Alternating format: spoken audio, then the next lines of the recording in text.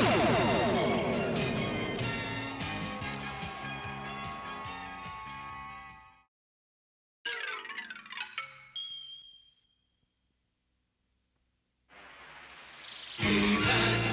the Masters of the Universe. Hello ladies and gentlemen, and welcome to yet another official He-Man and the Masters of the Universe YouTube episode commentary. My name is James Eatock, and today's episode is one of the best of the series, if not the best episode of the series. Teela's Quest, episode number 6 for those keeping count. Before we get into this commentary, I'll mention that as this was one of the earliest episodes produced, it was actually featured alongside both Diamond Ray of Disappearance and Colossal Awakes in the direct-to-video movie The Greatest Adventures of All, which was also shown as a premiere at the Mann's Chinese Theatre in Los Angeles. They had people dressed up as He-Man and Teela and Skeletor and even Orko. So yeah, this episode has always been one of my favourites, mainly due to the heavy character writing by Paul Dini. Dini was a huge fan of Marvel comic books, and so he simply couldn't tell just a straightforward action-adventure story. He had to delve deep into character relationships, much like Stan Lee did back in the day with many of the superheroes that he and Jack Kirby co-created. Queen Marlena, Prince Adam, Man-at-Arms, and of course Teela and the Sorceress have their respective character relationships explored in varying detail in this episode, all with great success. Thinking about it, King Randor is the only missing character in this episode, but Paul Dini would tackle him in the episode Prince Adam No More, another character-heavy script. But for now, this is Teela's Quest. This is Lieutenant Marlena Glenn of the Earth Probe Valiant. So yeah, the episode starts off with this flashback. Marlena Glenn, who obviously becomes Queen Marlena, refers to this ship as the Valiant. But when this story is revisited in Season 2, the ship is known as the more attractive-sounding Rainbow Warrior. Thankfully, Paul Dini didn't refer to or mention in this script the original series Bible concept by Michael Halperin, which had Beastman, Evelyn and Triclops as Marlena's fellow pilots. I mean, even though we don't see them does not mean they aren't on the ship. Filmation could have easily said they were in the back of the ship, somewhere in a future story, but thankfully, as this plot point is never addressed in the series, let's just state for the record that they are not on the ship, please. Don't think I'm ragging on Halperin's work. I think the series Bible is fantastic. It's just that that part of the Bible is a little too cliche. I like Evelyn Powers, but Biff Beastman and Dr. T.E. Scope, no thank you. It is amazing when you think about it. This is a pivotal moment in the history of the planet Eternia. Like, an astronaut from Earth lands and later gives birth to the most powerful man in the universe and, of course, the Princess of Power. Mom, what was Earth like? I'm afraid you'd find it kind of boring, Adam. There are no giant green tigers or magical castles, but it's a beautiful place, filled with beautiful people. Sounds as if you miss it. Oh, sometimes. There's just something so incredibly beautiful, natural even, about this opening scene. The dialogue, which I have to talk over, unfortunately, as this is an episode commentary after all, just sounds perfect. This really does feel like a mother and son sharing a moment. Even the music complements the scene. I have to give a huge shout out to the late great Linda Gary. I mean, in this episode she voices Queen Marlena, Teela and the Sorceress, and ensures that all three characters sound unique in both their voice and delivery of their respective dialogue. And where were you this afternoon? Well, I love this. Linda Gary, who just mere moments ago was playing Queen Marlena, very softly spoken, is now playing Teela, and she has a much sharper delivery and stronger voice, more like a tomboy. I just love the way she screams, "And where were you this afternoon?" So we go from one character relationship, that of a mother and son, to the relationship between Adam and Teela is ready to kick Prince Adam's ass, as usual. I remember as a kid I always wanted her to put the memory projector on Prince Adam and it show him in action as He-Man, because that would really confuse Teela immensely. And now we get another character relationship. Oh, there's that awesome, magnificent vehicle in the background. Once again, I'd love to know what that huge monstrosity of a machine is for. Anyway, so Orko and Man-at-Arms, a rather predictable comic relationship, but one that the series was kind of required to have. And this is literally the quintessential Orko and Man-at-Arms scene.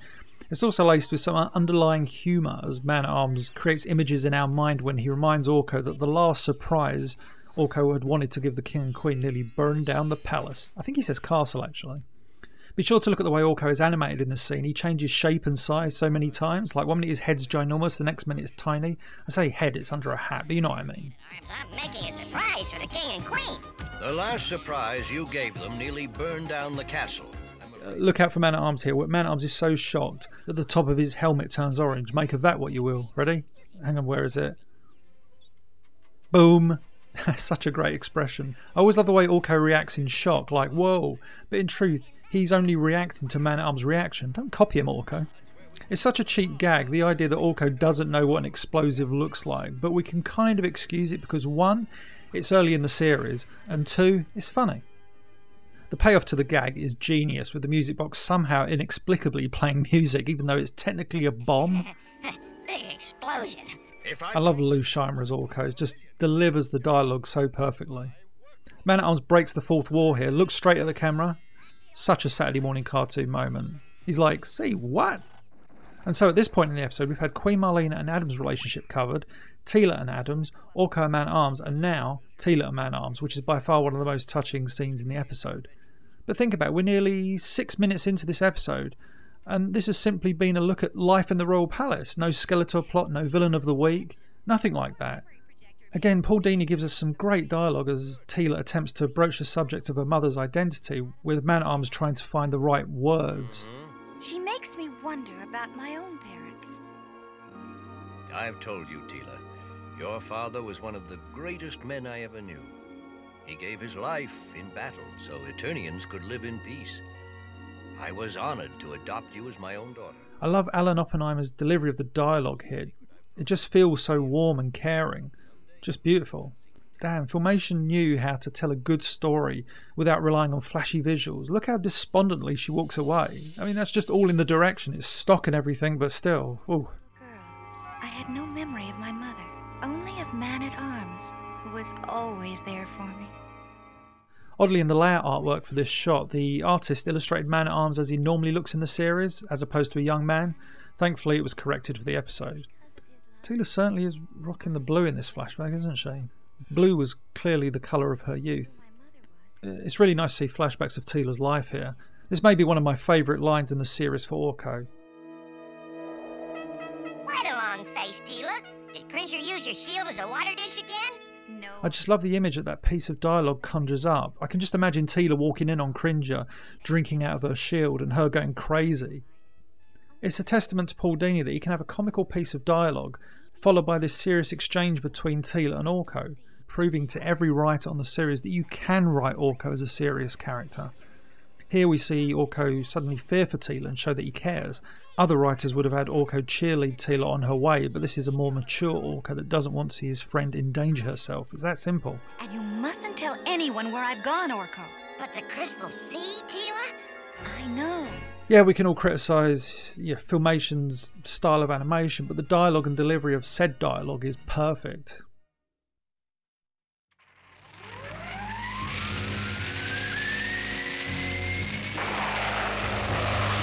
Another image used in the promotion of the series here as Prince Adam and Cringer randomly fix a sky sled. Fix a sky sled? That's a bit of a tongue twister. Orko, for some reason, is illustrated without any ears in this scene. This happened a lot in the storyboards, actually. Many artists just opted to illustrate him without ears. Poor Orko. I'll break away from this episode just for the moment, as the next few scenes are pretty straightforward, and I'll talk about the whole Sorceress Teela mother-daughter connection. Don't worry, we will return to the episode. So, prior to the Filmation cartoon, there was no sorceress. There was the goddess, who pretty much had the same role as the sorceress. However, in order to explain why the goddess and Teela were pretty much the same action figure, DC came up with the idea that Teela was a clone of the sorceress. In one of the best mini-comics of the series, The Tale of Teela, it's explained that Skeletor created a clone of the goddess. His plan was to raise the infant clone and eventually marry her, combining their powers to conquer the universe. It's a rather ambitious plan, Skeletor. Well, rather than go down that route, at some point early in the production of the cartoon series, possibly during the actual writing of the series Bible by Michael Halperin, the decision was made to have the sorceress be Teela's mother. While I do love the original DC Comics canon, the Filmation version is a lot easier to warm to. The story of a unique mother-daughter relationship works throughout the series and kind of makes Teela an incredibly strong character for it. Of course, it helps that this episode is one of the finest written episodes of the series, you know. So for those of you that think I'm just a fan of Filmation, you're so wrong. I love what DC Comics did with the original brand, especially those 7 mini-comics. They're amazing. I beg you, Skeletor, let me deal with her. Years ago, her guardian, Man-at-Arms, rescue the victim I had chosen for the sea demon. I now demand revenge! So be it! In the original script, shortly after Merman has demanded his revenge, Skeletor uses his Havoc staff to transport the Ocean Warlord from Snake Mountain to the Crystal Sea, but we don't get to see that here. So here we are in the Crystal Sea, one of Eternia's most underused locations. It's described in the script to look a lot less inviting. The waters were going to be black, the rock structure's grey. It was supposed to be hideous, whereas here, in my opinion, it looks rather pleasant, if not a little on the chilly side. Actually, before I forget, in one of the earliest drafts of the script, the Shadow Beasts were known as Shadow Apes. Speaking of the Shadow Beasts, they are so badass in their original appearance. They remain fairly menacing in their sporadic appearances in the series, but in this environment they just seem more unwelcoming. Strange choice of words. This scene also showcases just how tough a character Teela is. She is not the damsel in distress, and this is something I should stress about Teela throughout the series. She is never the damsel in distress. Granted, she ends up in some odd situations and needs rescuing, but she is never helpless and will always do her best to help herself. Here's one of my favourite pieces of animation coming up. To quote my good pal Dave Newman, there are two ways to overpower a Shadow Beast. You either use bright light or kick it up the bum. I love this lead in to the He-Man theme. Ready? And now, back to business. Super. We're almost at the Crystal Sea. I hope Teela's safe.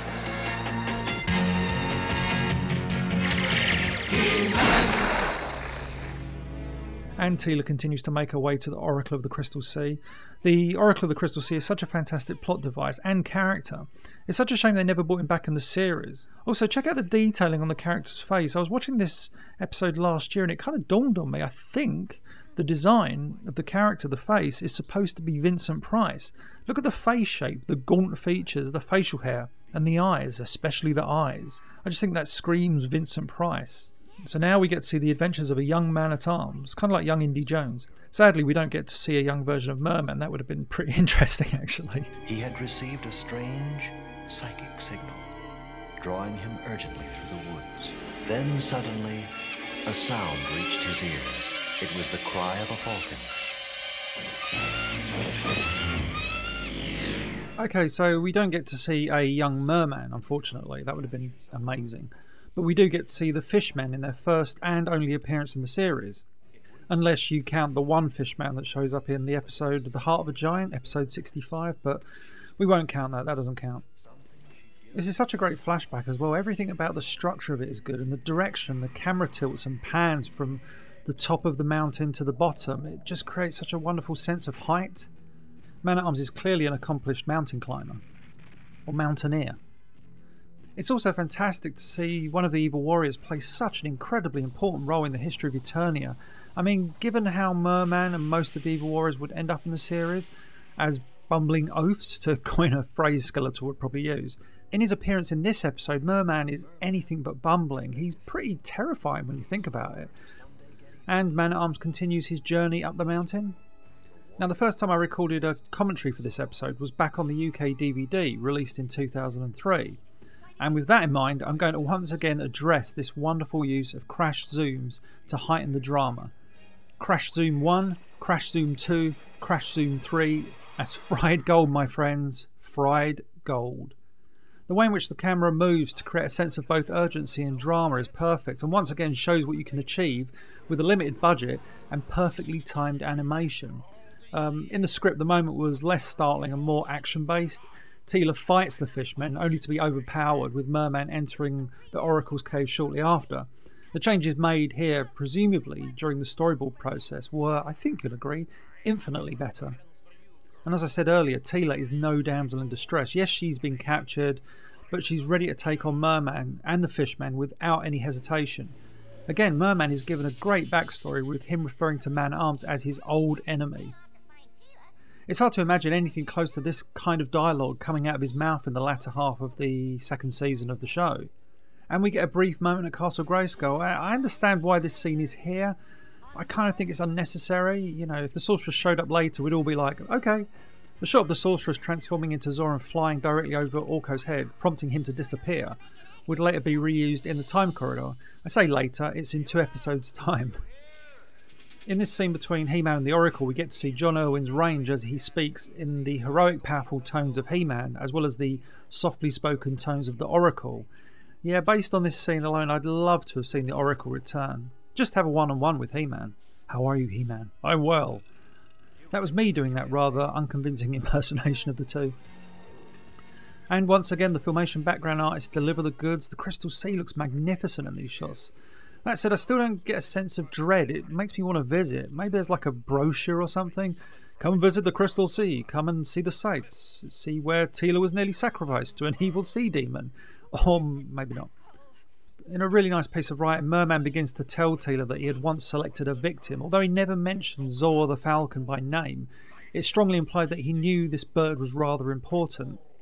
Which is odd, given that every other appearance Zor makes in the series, the villains have no idea as to the identity of the bird. And I don't mean the identity, the secret identity of the sorceress, they just don't seem to acknowledge Zor as a character. Again, the earlier scripts of the series had a far stronger mythology, and I believe that was somewhat missed by the time Season 2 rolled around. Yes, we had some amazing episodes in Season 2, some of the best of the series in fact, but the vibe in some of these early episodes evokes that feel of the DC mini-comics I previously mentioned.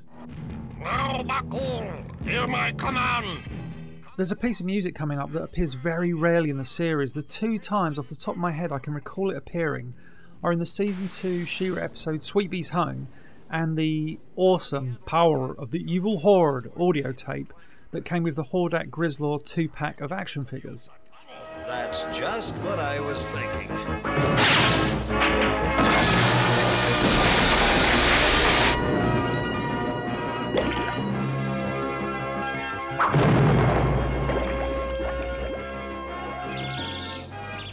Boy, the things people leave lying around.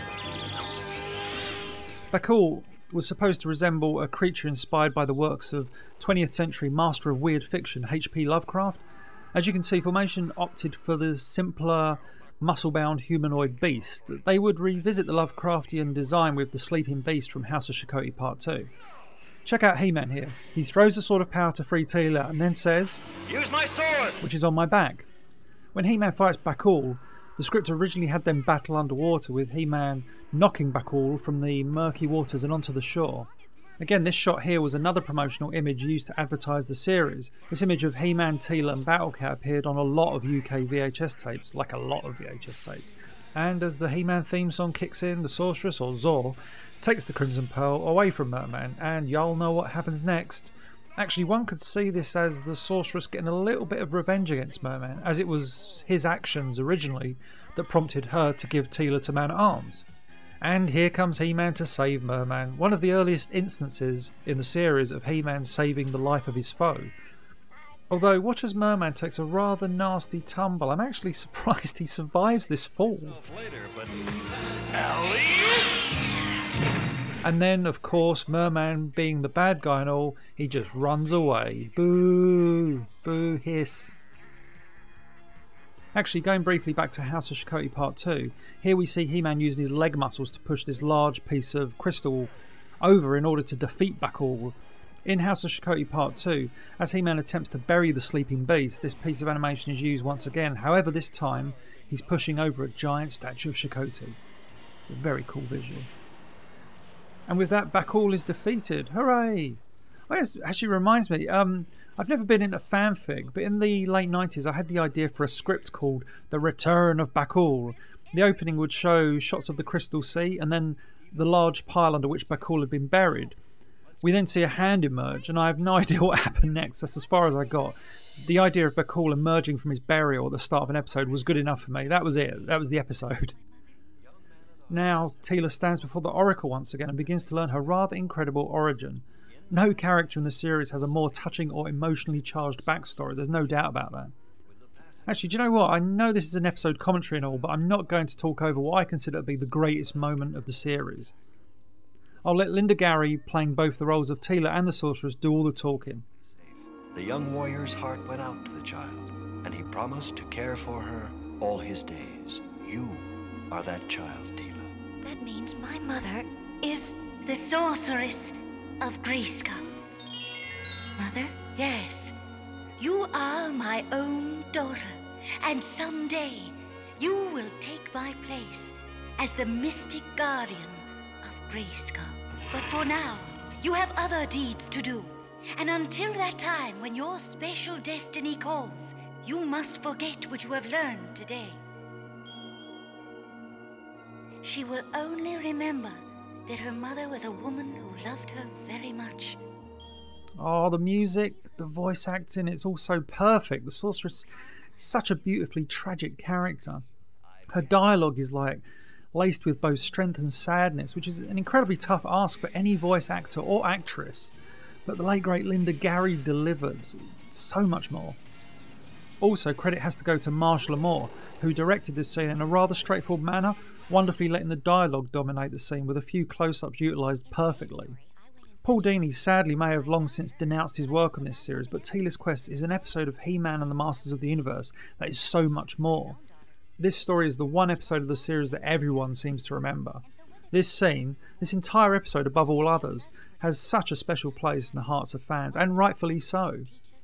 So, Teela finally comes face to face with her mother, and the end result is an incredibly heartbreaking story of love and sacrifice. And remember, this cartoon was simply about advertising toys, right? And that's it for this commentary.